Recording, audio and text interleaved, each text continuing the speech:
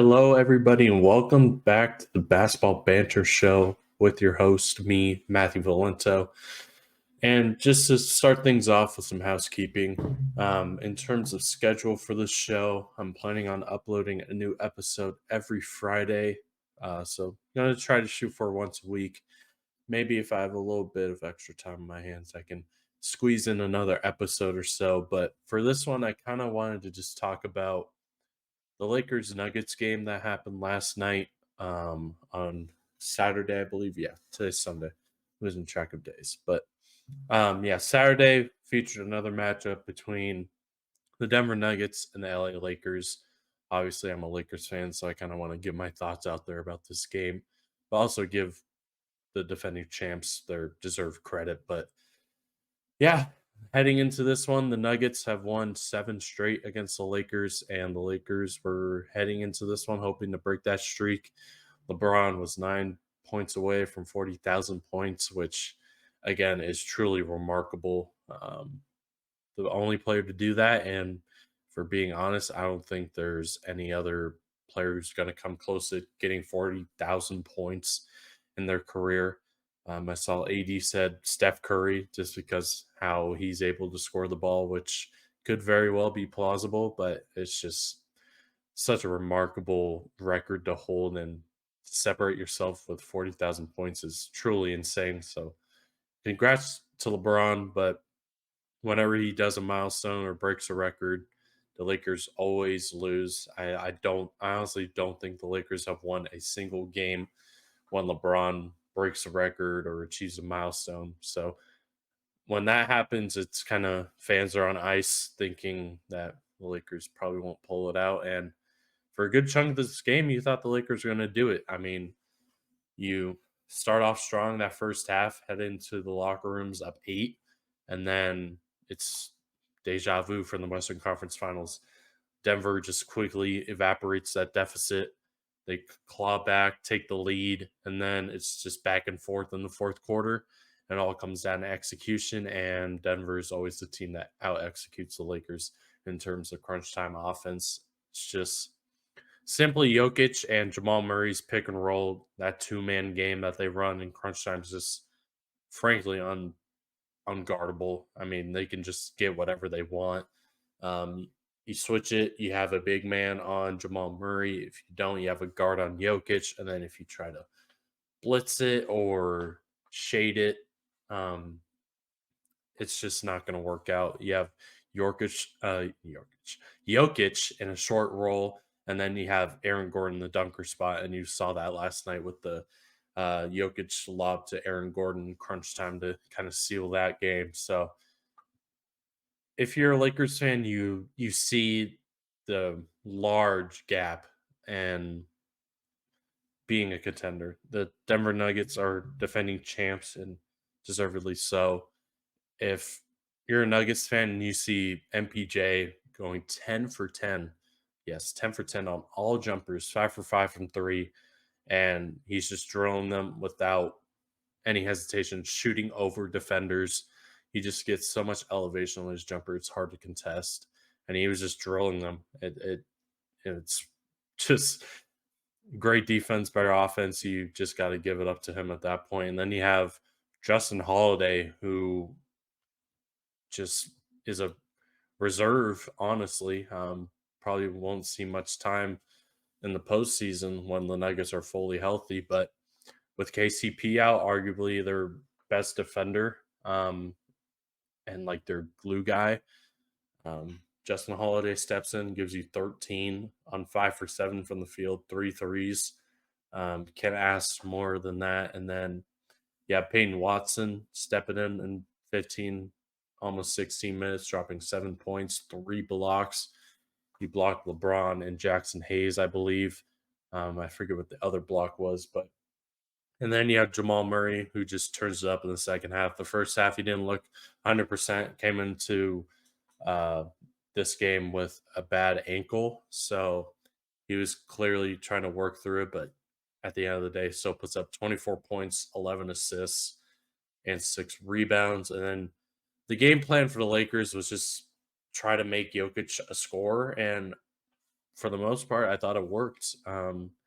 Granted, he was out, um, just out hustling and out manning just Rui Hachimura. While Rui is a bigger body, but Jokic was just overpowering him. And I mean, he is the best player in the world, and he's practically unguardable at this point in time. So, I mean, he puts up 35 points, 10 rebounds, 7 assists.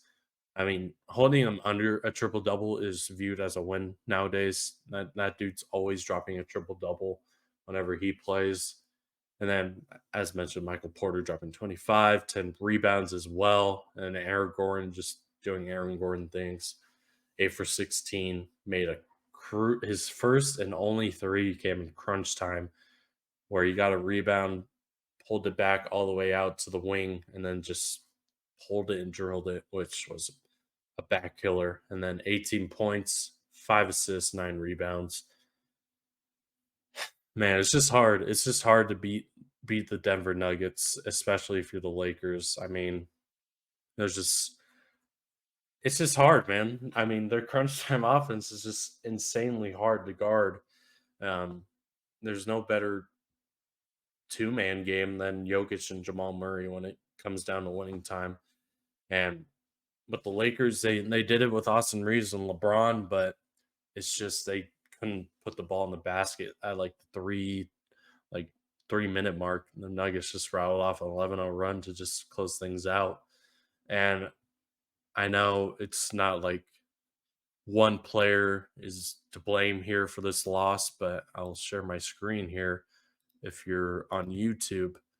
I mean, Anthony Davis giving you 17 and 11 is probably going to get the job done on most nights. But when you're playing the Denver Nuggets, the team you played in the Western Conference Finals, you're going to be the guy when LeBron leaves, whether he retires a Laker or just leaves somewhere else.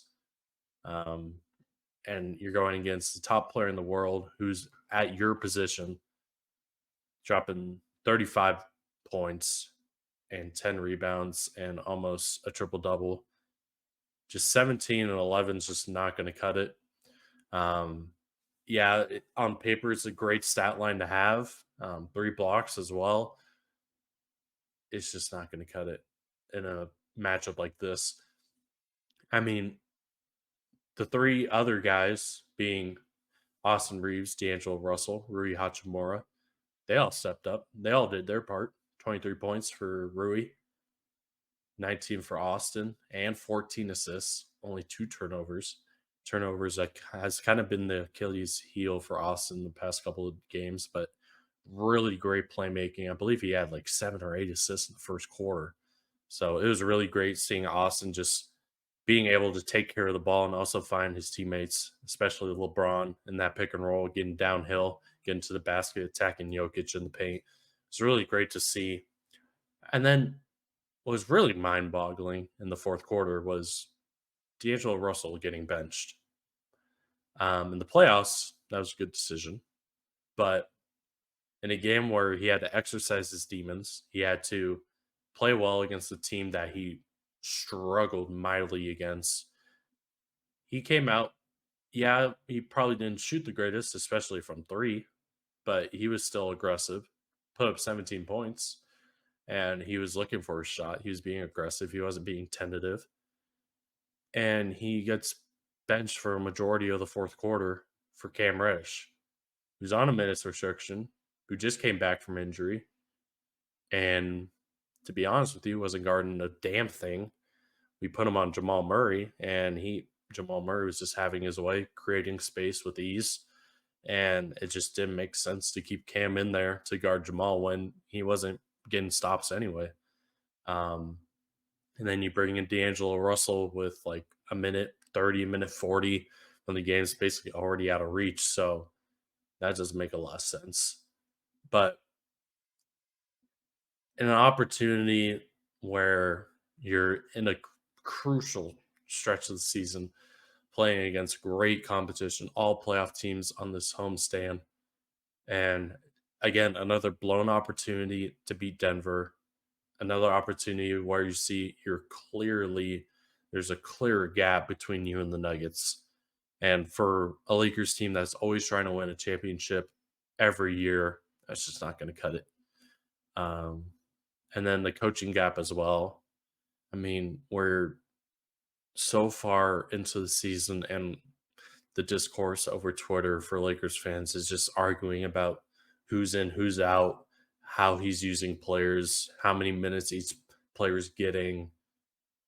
It's just really mind boggling, but also just shows how much ground the Lakers have to make up if they're really wanting to win a championship this season, which hate to be the bearer of bad news, Lakers fans, but I don't think that's going to happen this year. Maybe we go on another Cinderella run this postseason if we get in, but it's just really hard. It's just really hard, especially with the Denver Nuggets in the conference and just the Timberwolves, the Clippers, OKC's rising. Pelicans are also been sneaky good. You have the Phoenix Suns with their star power. It's just a really stacked Western Conference, and it's just going to be really, really hard to be able to win where there's such little room for error. You see the Nuggets, they're just able to execute at a significantly higher level than the Lakers. The Lakers just don't have that execution. You see it with Jokic, you see it with Jamal. You know what actions they're going to. You know what they're going to get out of every single time they run that pick and roll.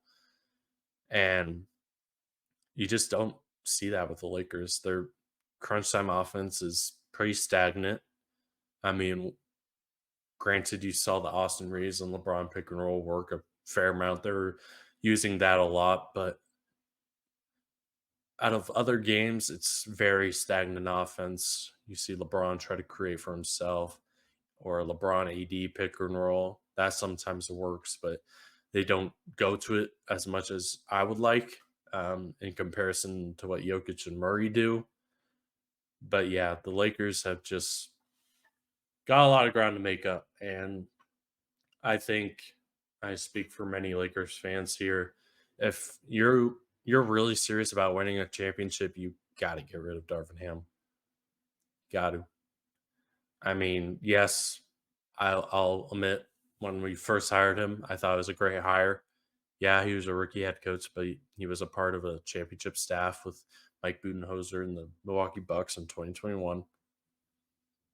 But it's just too much rookie mistakes, even though he's a now second year head coach.